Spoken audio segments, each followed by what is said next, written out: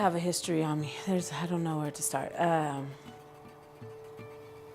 Every woman who comes here has a story. The key for her is to get beyond that story. I was born in LA Penitentiary, so I've bounced around. My mom and my dad were both addicts when I was coming up, so I didn't have any kind of structure or guidance coming up as a child. You know, I did what I needed to do to make ends meet. You had to learn to protect yourself and kind of figure out how to survive. After meeting the women and hearing their stories and hearing about their backgrounds, I don't know how their lives could have been different than they were. I got into selling drugs when I was about the age of 12. I've been addicted to crack cocaine since I was 11. Got pregnant with my first son when I was 18, right before I turned 18. So it was like a kid having a kid, you know, not really knowing how to mother either because I never was mothered. You know, selling drugs and abusing drugs was my life at that point. Anybody that uses drugs, you know, you begin criminal activity. I got indicted by the federal government. I've been in and out the system for the past decade. For possession with intent to distribute. Your record speaks for you. You can't speak for yourself anymore. It says you have no self-discipline. So till you prove that, and until you walk a straight line and not color outside these lines, that's what we're gonna say you are. So that woke me up. You know, when you have to advocate for yourself over and over again and fight for who you really are, because black and white says you're something different. I wanted change, but I didn't know where to go to get it.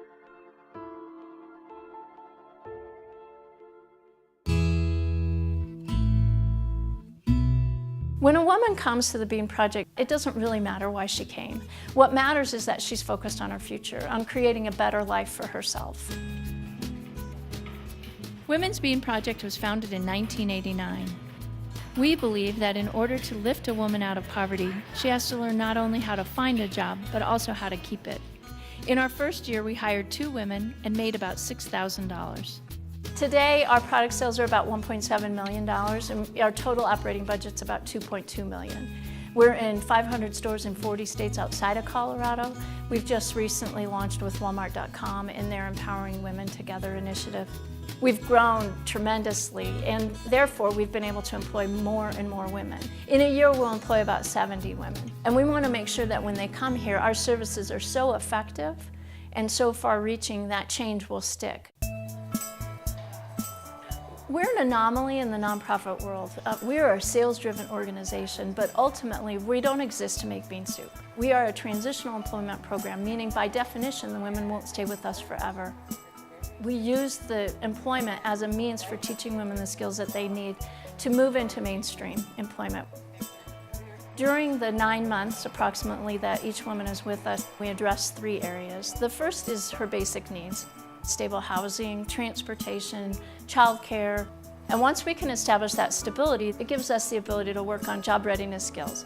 Does she come to work every day and on time and take direction? Does she understand workplace norms? Those aren't skills that the women have had the opportunity to learn. The third area is what we call life skills. Problem-solving skills, goal setting, communication skills. We spend a lot of time learning how to prepare her resume, talk about her background. In combination, all of those things allow a woman to move from the Bean Project into a career entry-level job in the community. The demand is so much greater than we're actually able to meet today. For every 1 person we hire, there are 4 others we don't hire. That's the most significant pressing need that I would try to express to anyone interested in supporting the Bean Project. If we could serve more women, we could stop poverty in its tracks.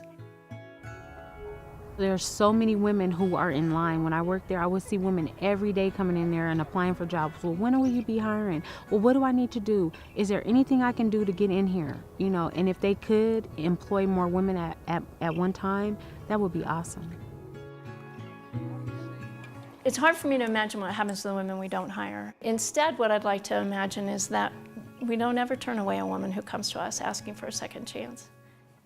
There are a lot of activities that we pay the women for, but they're not revenue generating activities. And when someone gives us a contribution, that's what it is paying for, is all of those program activities that really contribute to making a woman not just a better employee, but a better community member and better mom. One of the most powerful things I've ever heard a woman say was, I used to say I don't want my kids to grow up to be like me. And then I realized that instead of not wanting them to be like me, I need to be somebody my kids can be proud of.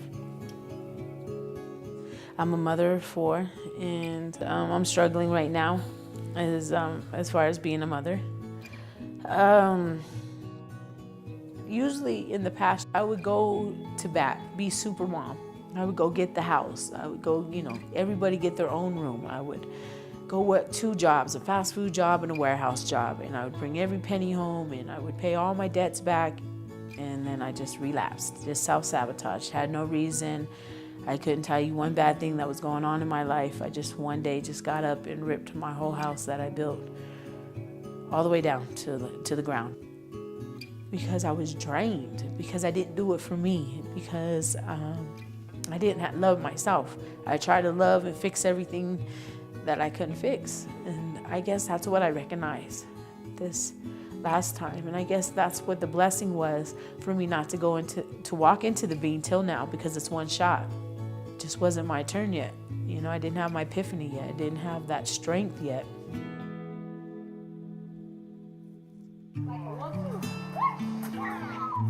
How I feel that I'll gain my trust back from my kids is staying sober and doing this for me. And then eventually they'll see the growth and be like, oh, a year went by and mom's still out, or 2 years went by and she hasn't got high, or she showed up, or every time I call she answers, or something to that effect is the way I'm seeing that. It's really nice to have her back home, because when she's at home, I get to do lots of things with her. I get to cook with her. I get to help her make food. I get to help her taste food and see if it's good. When she's there, she makes the world funner. My kids are still, they're still fighting with that lack of trust with mom, because I've disappointed so many times. So it'll be good for them to see me graduate here too at the Women's Bean. That'll be a great accomplishment for me too, for me to, have them be a part of that.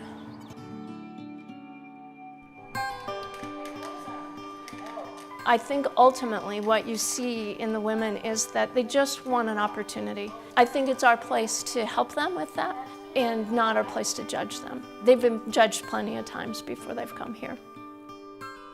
What I've experienced at the Bean Project is that we all come from different walks of life, but we're all striving for the exact same thing, and that's to be successful, to stay free from addiction and the prison system. It feels like right now it's coming together.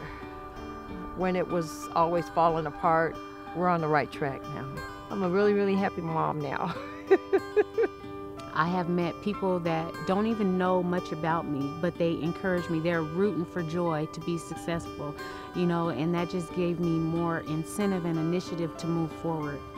To know that strangers believe in me, saying, hey, we'll give you a shot. You could do this. Here's all the opportunity. Here's nothing but space. You can show up here every day, and this is what I need from you. And I'm going to trust that you're going to do it. To have somebody trust you is phenomenal.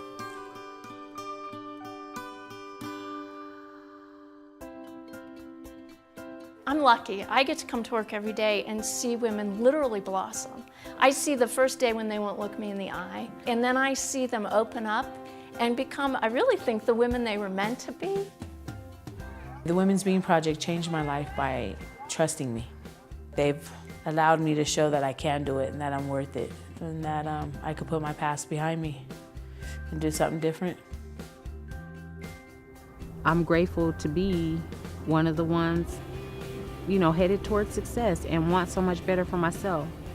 If I have other people telling me that they know I can make it, then I can make it.